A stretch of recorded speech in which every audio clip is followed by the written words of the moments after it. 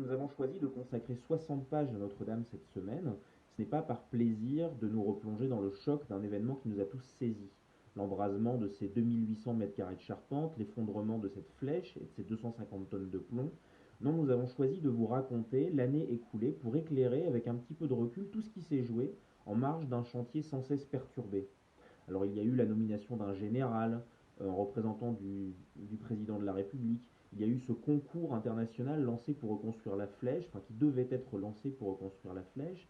Il y a eu aussi la promesse de tout reconstruire en 5 ans, et puis il y a eu la bataille de l'architecte en chef pour que tout soit restauré tout à fait à l'identique. Il y a eu ces arbitrages un petit peu compliqués avec le ministère de la Culture, et puis au milieu de tout ça, il y a eu cette réflexion lancée par l'archevêque de Paris pour repenser Notre-Dame. Alors pas simplement sa forme extérieure, mais aussi son aménagement à l'intérieur et notamment l'accueil, y compris spirituel, de visiteurs jusqu'ici maltraités.